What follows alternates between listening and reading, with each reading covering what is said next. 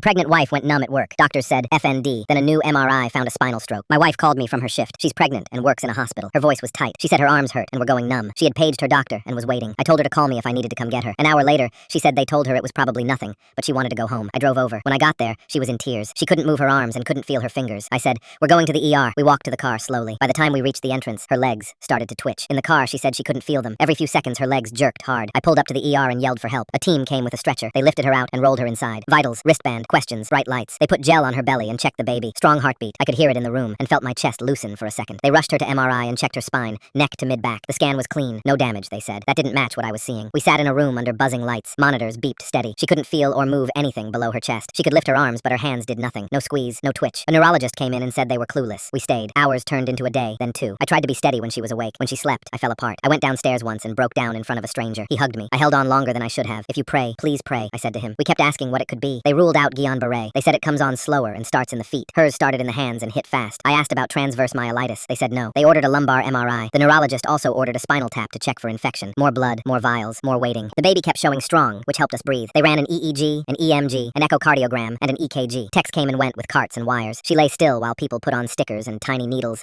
and asked her to try to move. Then a new idea landed hard. They decided it was functional neurological disorder. They said physical therapy would help. We asked for inpatient rehab. The local center said no. Centers in nearby states also said no. The next step would be skilled nursing, not covered. It would cost $2,000 a week for months. Case managers left voicemails. I sat on hold while a recording thanked me for my patience. A bed board met and said there were no beds for us. A billing rep slid a stack of forms across a tray and asked for signatures. I watched her legs jump under a thin blanket. She stared at the ceiling and blinked hard. A clerk told me the hospital stay might not be covered either. It felt like a punch while we were already on the floor. I couldn't accept it. I started calling people. Over the years, I had gotten to know a few PTs. I texted my neighbor. She worked at a different place but knew people. She said she would ask around. I called a friend who ran PT at another clinic. He was a groomsman at our wedding. He was on vacation. His wife, a PT at the hospital, was with him. I scrolled through old texts with shaking hands. She said she would make calls. The next day, we got a call. Suddenly, my wife was approved for the rehab center that had denied us. My wife and I wondered how. We looked up my friend's wife online. She worked at that rehab center. Not just worked, she was one of the top doctors. She had pulled the string. My other friend had reached out too, not knowing about her. Two unconnected lines tugged the same door. It opened. After 11 days in the hospital, they moved us to inpatient rehab. A new neurologist met us there. He wanted another MRI. We waited 2 more days for the read. He came in, sat down, and said it wasn't FND. He said it was a spinal cord stroke. The room went quiet. It explained the loss, the pattern, the speed. I felt angry at the missed steps, and also relief that someone finally named it. That night, my friend and his wife brought dinner. She answered our questions in plain words. She said we needed a more specialized place. She said she could set that up. After 13 days, they moved us again. This time, it was a spinal rehab unit. The halls were quiet, and the rooms had gear built for this. The team reviewed the notes and said we were in the right place now. They laid out a plan for the next few months. They started treatment for a spinal cord stroke. They wheeled her bed into the therapy gym for the first time. I walked beside her and held her shoulder. The therapist raised the head of the bed and asked her to try to move her toes. She stared at her feet and tried. The monitor beeped steady. I squeezed her arm and nodded. The doors closed behind us and the work began. Now some family are saying I pushed too hard for more tests. Was I wrong?